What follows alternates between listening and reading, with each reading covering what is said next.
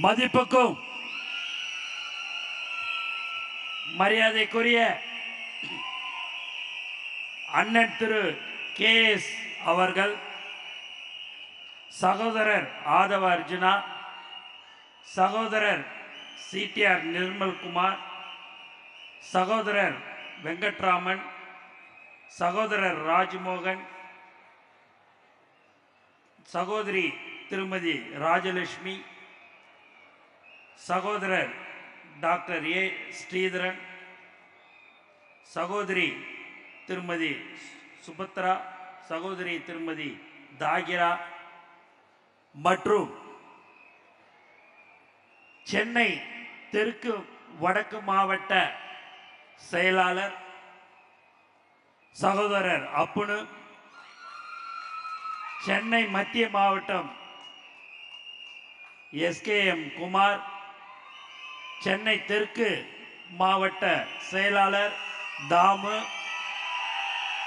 சென்னை கிழக்கு மாவட்ட செயலாளர் பாலமுருகன், சென்னை வடக்கு தெற்கு மாவட்ட செயலாளர் கட்பீஸ், சென்னை புறநகர் மாவட்டம் செயலாளர் ECRP சரவணன், சென்னை வடக்கு மாவட்டம் சிவா, சென்னை வடக்கு கிழக்கு மாவட்டம் வேலு, சென்னை வடக்கு மேற்கு மாவட்டம் தனிகாச்சலம், சென்னை மத்திய மேற்கு மாவட்டம் பழனியப்பன், சென்னை மத்திய தெற்கு மாவட்டம் திலீப் குமார், சென்னை வடக்கு மாவட்ட சகோதரி MR பல்லவி, சென்னை தெற்கு மாவட்டம் சகோதரர் சபரிநாதன், தேர்தல் பிரச்சார குழு மாவட்ட செயலாளர்கள் சகோதரர் சேலம் மத்திய மாவட்டம் பார்த்திபன், விருதுநகர் கிழக்கு மாவட்டம் SP செல்வம், தென்காசி மேற்கு மாவட்டம் நியாஸ் மற்றும் மேடையிலே அமர்ந்திருக்கும் பேச்சாளர்கள் மற்றும்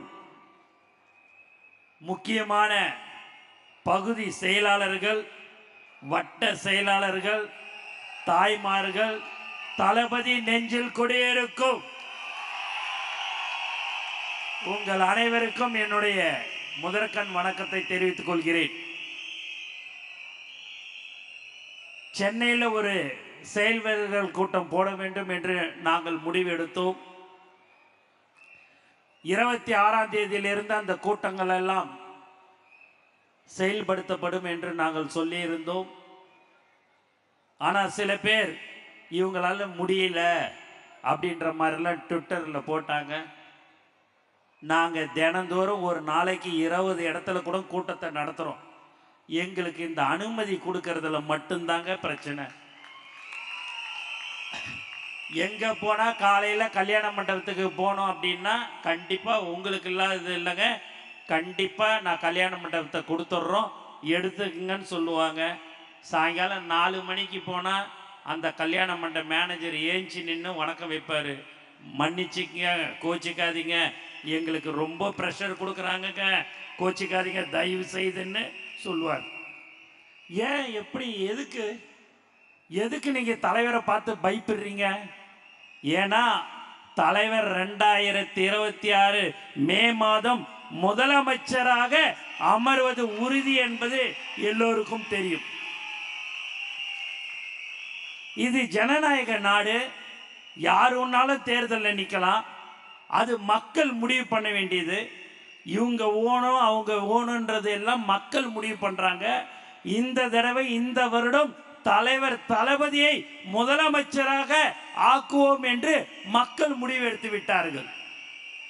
ஒவ்வொரு வீட்லேயும் ஒரு தொகுதியில் 70,000 வீடு இருக்குதுன்னா ஒவ்வொரு தொகுதியில் கண்டிப்பாக 1 ஓட்டு 2 ஓட்டு 3 ஓட்டுன்னு இருக்கிற ஒரே கட்சி தமிழக வெற்றி கழகம் மட்டும்தான்.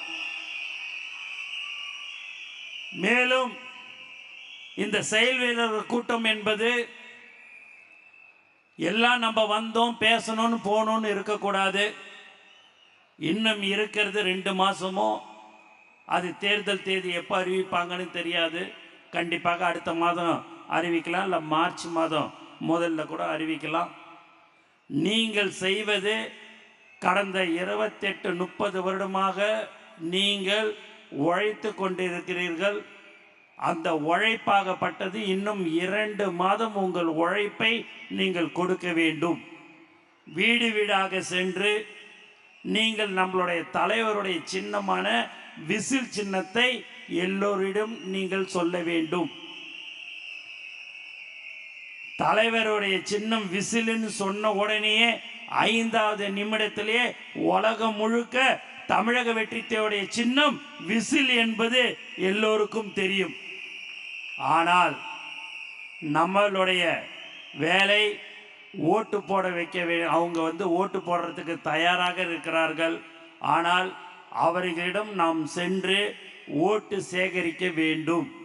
அதை நீங்கள் மனதில் வைத்து கொள்ள வேண்டும். இங்கே நீங்கள் தாய்மாரெல்லாம் நிறைய பேர் வந்திருக்கிறீங்க, ரொம்ப சந்தோஷம். உண்மையாகவே நீங்கள் இந்த பணிகளை நீங்கள் வீடு வீடாக இன்னும் 60 நாளுக்கு சென்று தளபதியுடைய நம்மளுடைய கட்சியுடைய கொள்கைகள் மற்றும் நம்மளுடைய சின்னம் நாங்கள் எதையெல்லாம் செய்வோம் என்பது தலைவர் ஆட்சிக்கு வந்த பிறகு தலைவர் என்னெல்லாம் செய்வார் என்று அவர்கள் சொல்லுவார்கள். அதை நீங்கள் வீட்டு வீடாக சென்று எல்லோரும் நீங்கள் சொல்ல வேண்டும் என்று நான் உங்களை கேட்டுக்கொள்கிறேன். ஏன் என்று சொன்னால் உங்களை நம்பியும் மக்களையும் நம்பியும் தலைவர் அரசியலுக்கு வந்திருக்கிறாரு. ஒரு உச்சத்தை விட்டுட்டு வந்திருக்கிற ஒரே தலைவர் நம்ம தலைவர் தளபதி மட்டும்தான். தலைவர் ஜாதி பார்க்கல, பணம் பார்க்கல. யாரெல்லாம் உழைத்தார்களோ அவர்களுக்கு தான் பதவி கொடுத்த ஒரே கட்சி தமிழக வெற்றி கழகம் மட்டும்தான். இங்கே நீங்கள் அண்ணன் சொன்னது போல மேடையில் நீங்கள் பார்த்தீங்கன்னா மாவட்ட செயலாளர்லாம் இருக்கிறாங்க. எந்த ஒரு ₹1 எங்களுக்கு செலவில்லை. இந்த கூட்டத்தை கூட்டணும்னு 2 நாளைக்கு முன்னாடி தலைவருடைய அறிவுறுத்தலின்படி சொல்லப்பட்டது. இன்னைக்கு இவ்வளோ பேர் வந்திருக்கிறீங்க என்று சொன்னால் அதுதான் தளபதி மேல் வைத்திருக்கிற பாசத்தின் காரணமாக, அன்பின் காரணமாக இந்த கூட்டத்திற்கு நீங்கள் வந்திருக்கிறீர்கள். உண்மையாகவே உங்களை பார்க்கும் போல ரொம்ப ரொம்ப சந்தோஷமா இருக்குது. நம்மளுடைய உயிர் மூச்சு நாடி அனைத்தும் தலைவர் தளபதி தான். தளபதியை தாண்டி நமக்கு எதுவும் தெரியாது. 28 வருஷத்துக்கு முன்னாடி அப்புன்னு சைக்கிளில் போய் போஸ்டர் ஒட்டி வந்தவர் இன்னைக்கு மாவட்ட செயலாளராக மரியாதையாக வச்ச ஒரு கட்சி அது தமிழக வெற்றி கழகம். மத்திய சென்னையில் நீங்கள் பார்த்தீங்க அப்படின்னா குமார், பூக்கடை குமார்னு சொல்லுவாங்க. அவர் ஒரு சாதாரண டெக்கரேஷன் பண்ணுறவர். இன்னைக்கு காலையில் கூட அண்ணன் தலைவர் யாரை வேட்பாளராக சொல்கிறார்களோ அவரை நான் சட்டமன்ற உறுப்பினராக நாங்கள் ஆக்கிவிடுவோம் சொல்லக்கூடிய ஒரு சகோதரர் தான் பூக்கடை குமார் என்பதை தெரிவிச்சுக்கிறேன். தாமு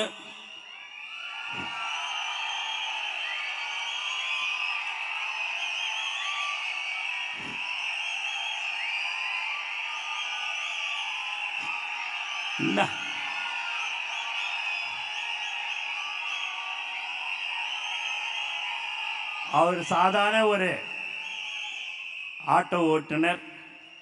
ஆனால் இன்னைக்கு தமிழக வெற்றி கழகத்தின் மாவட்ட செயலாளர்.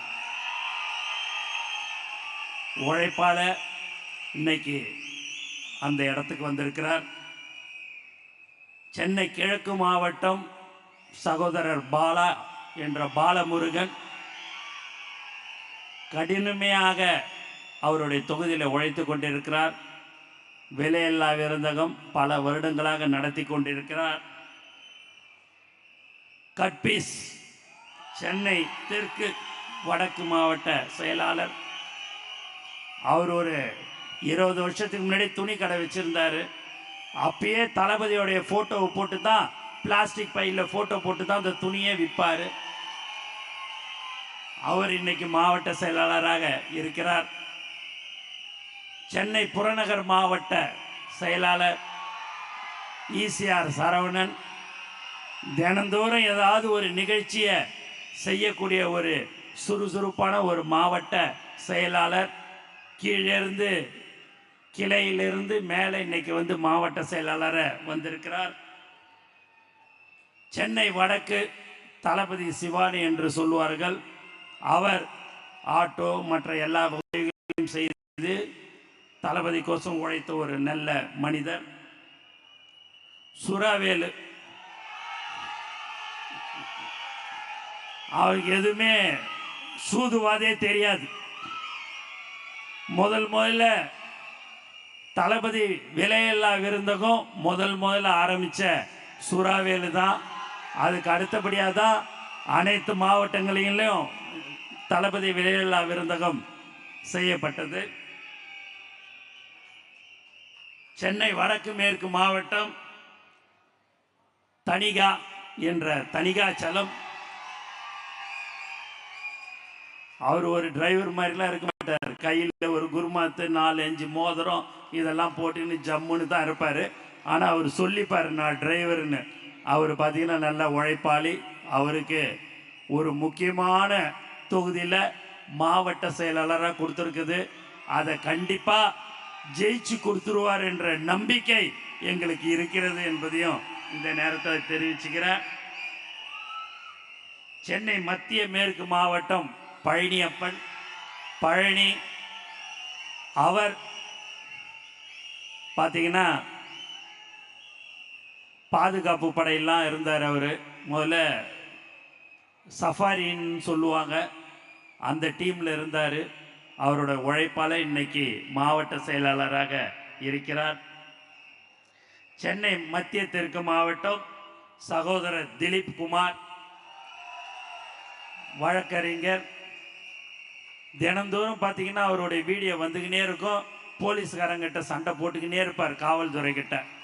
இன்னைக்கு காலையில் கூட ஒரே சண்டை. கேஎஸ் அண்ணனுடைய உதவியாளர் வந்து எனக்கு ஃபோன் பண்ணி இன்னைக்கு நிகழ்ச்சி இருக்குது தானே, ஏதோ பெர்மிஷன் கொடுக்கலன்ற மாதிரி சொல்கிறாங்களேன்னாரு. கண்டிப்பாக திலீப் அந்த பெர்மிஷனை வாங்கிடுவார் என்ற நம்பிக்கை இருக்கிறது என்று சொன்னேன். அதே போல் இன்னைக்கு இந்த விழா மிக கூட்டம் இந்த சிறப்பாக நடைபெற்று கொண்டிருக்கிறது. சென்னை வடக்கு மாவட்டம் பல்லவி பயங்கரமா அவங்க பேசுவாங்களான்னு கொஞ்சம் கேளுன்னு சொன்னேன். பார்த்தா பயங்கரமா தைரியமா, அதுதான் நம்மளுடைய தமிழக வெற்றி கழகத்தினுடைய சிங்கப்பெண்ணாக மிக சிறப்பாக பேசினார்கள். சின்ன வயசு 50,000 60,000 சம்பளத்தை விட்டுட்டு நான் தமிழக வெற்றி கழகத்துக்கு நான் உழைக்க வேண்டும், மக்களுக்கு சேவை செய்ய வேண்டும் என்று சொன்ன சென்னை தெற்கு மேற்கு மாவட்டம் சபரிநாதன் அவர்களுக்கு சின்ன வயசுலேயே மாவட்ட செயலாளராக இருக்கிறாரு.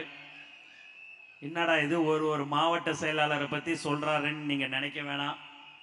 ஏன் என்று சொன்னால் கடந்த 30-32 வருடமாக தலைவருடைய அறிவுறுத்தலின்படி எதை சொன்னாலும் செய்து காட்டிய இந்த மாவட்ட செயலாளர்களுக்கு அவர்கள் என்ன செய்தார்கள் என்று நான் சொல்ல வேண்டும். எல்லாரும் சொன்னது ஒரு விஷயம், மாவட்ட செயலாளர்கள், அண்ணன் நீ பேசும்போது பகுதி வட்டத்தை மறந்து விடாதீர்கள் அண்ணா, அவர்கள்தான் எங்களுக்கு உறுதுணையாக இருந்து செயல்படுகிறார்கள் என்று சொன்னார்கள். ஏனென்று சொன்னால் இதுதான் ஒரு பாசம்.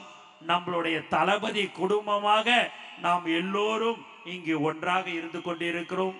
ஆகவே நம்ம பேச்சு இல்லை, பேசுறதுனால கை தட்டுறதுல அர்த்தம் இல்லை. நம்மளுடைய தலைவர் தளபதியை 2026 முதலமைச்சரா ஆக்குவதற்கு நாம் எல்லோரும் உழைக்க வேண்டும் என்று நான் கேட்டுக்கொண்டு எனக்கு வாய்ப்பு கொடுத்த அனைத்து உள்ளங்களுக்கும் நன்றி கூறி விடைபெறுகிறேன். நன்றி, வணக்கம்.